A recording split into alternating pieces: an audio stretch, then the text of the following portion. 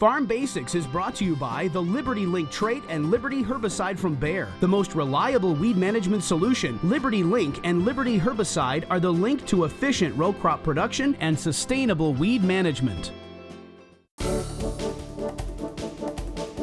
It's Farm Basics time, where we talk about something that is common for Darren and me as farmers, but if you're a non-farmer, you may not have ever even thought about this before. And what our topic is today is reentry intervals. Where does that show up and why does it come into play for us as farmers? Well, okay, when we talk about reentry interval, what that means is when you treat your crop with some type of pesticide, each one of them has a reentry interval. Now, some of them are safe enough that you can spray it and pretty much walk right back out into the field. And other ones, you spray it and you may have to wait a couple days before it's real safe to go back out in the field. You know, these are things that are very important, especially if you've got other people working on your farm or neighbors or whatnot that you have to communicate with. Like, for example, for our farm, Brad and I both have little kids. And if we're going to spray something that may be a little on the harsh side, like let's say, for example, we're going to spray Lorsban insecticide instead of using a pyrethroid. Lorsban is an organophosphate. It's got a pretty good smell to it, which just for the smell alone, you may not want to walk right back out into something that's just been treated. But you've actually got to wait for a little bit before you can go back out in the field. Now, when we're going to do that,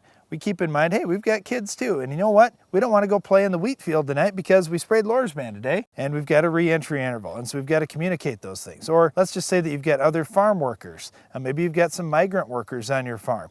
And if you're going to spray a pesticide out there, you need to make sure everybody's informed that, hey, there's a reentry interval with what we just put out. We can't go back in that field for a day or 2 days or whatever the reentry interval is, just to make sure everybody's safe. Where this appears is on the ag chemical label that has been approved by the EPA. So you can go right to cdms.net, for example, and look up the label of any pesticide that there is in the country. And right on that label, it will say reentry interval. And it could vary depending on certain crops, so you have to check the label. Now, one of the things, if you are a private applicator or a commercial applicator, if there is going to be someone else on your farm, you have to notify them. So that is a requirement. It's part of this whole reentry interval thing. And in some cases, it might be a week's reentry interval. You may need to flag that field just so people absolutely know, hey, I'm not supposed to be going out in there again. Well, we see this a lot, like in seed corn production. Maybe they're using some product out there that you can't go back in the field for a few days.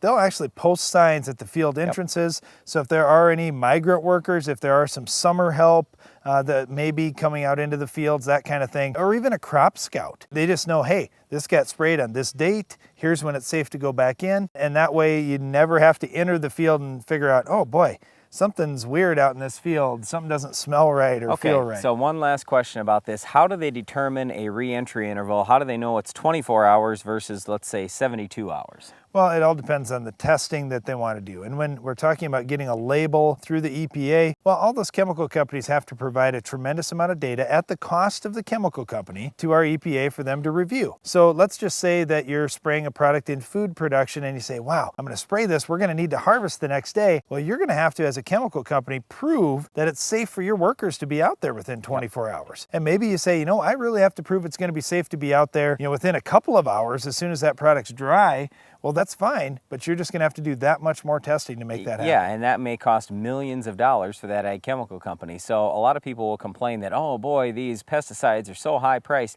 Well, you know what? A lot of that cost comes because of the EPA. And I'm not saying that's a bad thing necessarily. I'm just saying it is what it is. And if they have to spend all this money to prove a re-entry interval and a pre-harvest interval and that it's safe to even use on certain crops, it just costs millions and millions and millions of dollars. So they've got to get that money back somehow. Well, and you say, oh, it's going to cost all this money and the products are going to cost more. Hey, I like our system that we've got in place. And could there be improvements? Certainly there could.